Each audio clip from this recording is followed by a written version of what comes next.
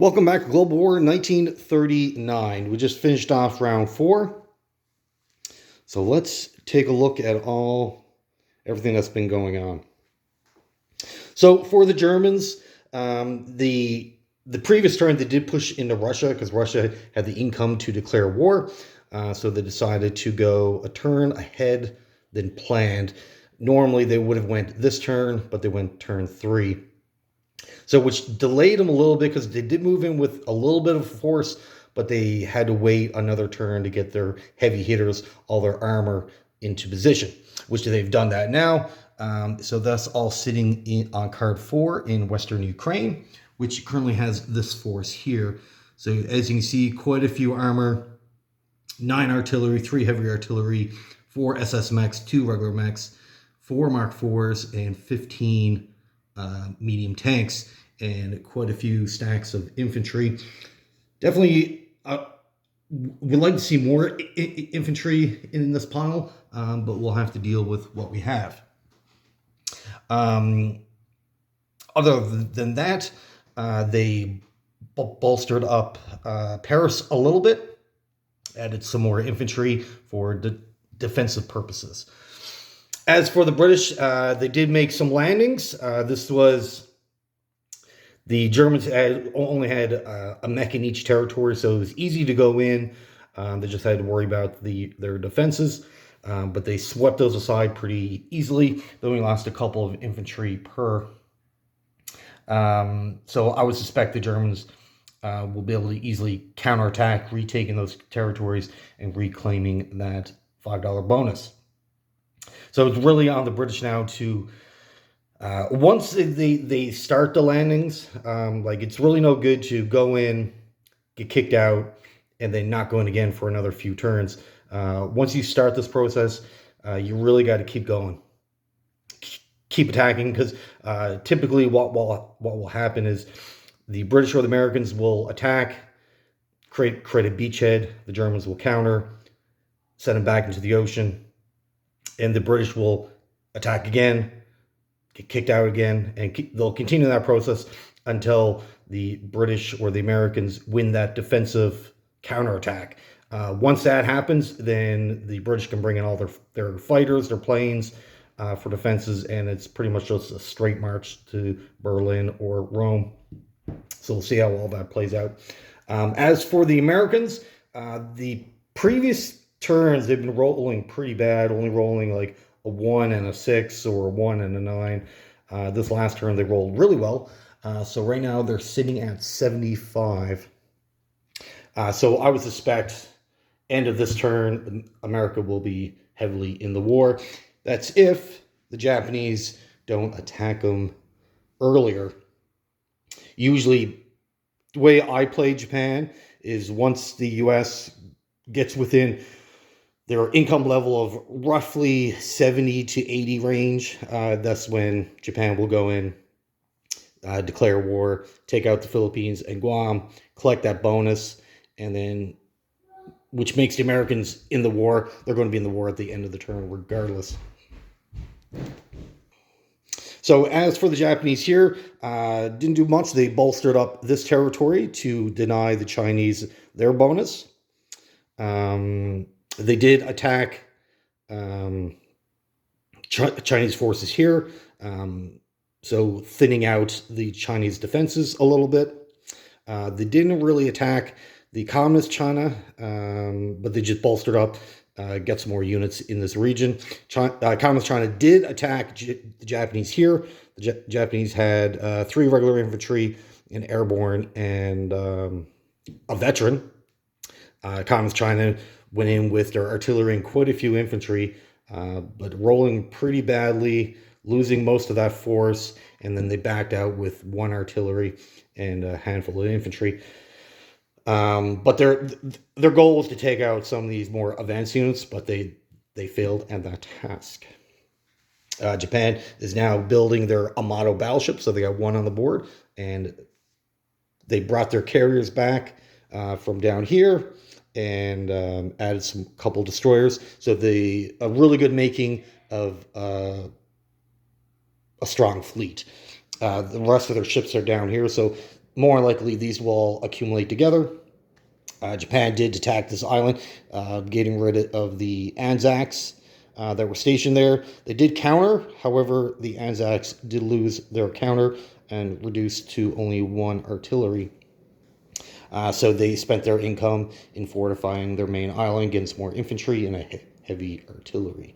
The Japanese did attack the Anzac fleet, completely wiping it out. And the loss for the Japanese was 1 sub and 1 destroyer. So the Anzacs are reduced to 2 destroyers. So they're effectively pretty much, once the that's a walk on. This shouldn't be any issues once you get these infantry brought up to help out. But they're effectively, once the Anzac Navy is destroyed, it's very hard for them to get back into the game.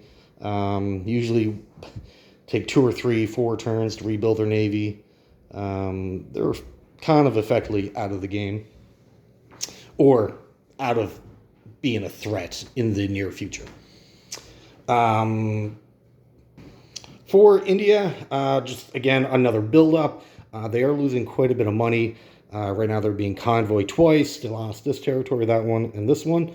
So that's a big chunk of their cash is gone. So what they can build compared to previous turns is getting lowered and lowered. They are relying on Great Britain to offer aid in way of units. So Great Britain did purchase a medium tank for them.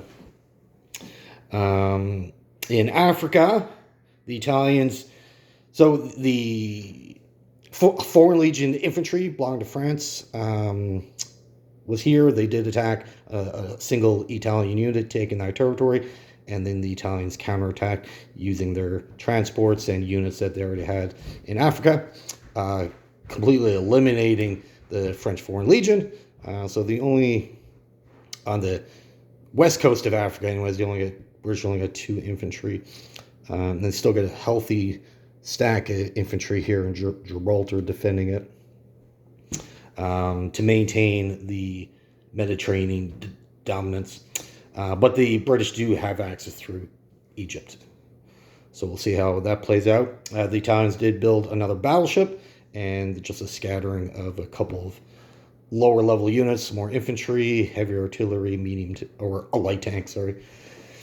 And the British, they just built up more in Cairo, pretty much going to wait out when the Italians attack, and then hopefully capitalize on the defense value being better than attacking values. So we'll see. South Africa purchased a light tank and just bring up as many infantry as fast as possible up to Cairo. Same thing with the forces that they gained from Iran. They're all being trickled down to Cairo as well. As for the Russians, the Germans did have 2 medium tanks, an artillery, and 2 infantry up in Finland, but the Russians did did attack them, eliminating them. So Finland is now wide open for a full-scale assault. So we'll see how all that plays out.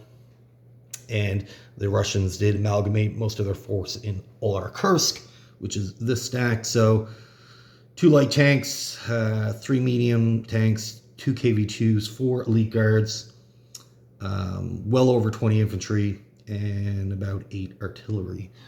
But up against this force here, I'm not sure how well the Russians are going to be able to hold off on their purchase. They got some more elite guards, some more KV-2s, heavy artillery, and as many infantry that they could afford. On their last purchase, they maxed out both of these production facilities, so they did add 13 units. And the Russians are still blockading up here, but with the German Navy, I can't see that being a problem. Quite a number of U-boats, battleship, a couple cruisers. So they should be able to break out through that anytime that they wish or want. I suspect that's going to have to happen soon, especially where the Allies are starting to make landings. The Americans are going to be in the war soon. So the Germans do need to use that navy to their advantage any way they can. Most games, they don't even have a navy to even speak of. So this game, use it while you have it. And that's really about it. It was a few battles happened this round, but not a lot. The Japanese did most of the fighting. And the Americans over here just waiting to engage the Japanese. Capital ship race. The Americans got 2 carriers, 2 battleships. The Japanese got 2 carriers, an Amato, a regular battleship. And they got 2 more battleships, 2 escort carriers. So in the capital ship race, the Japanese are ahead. We'll see how that continues.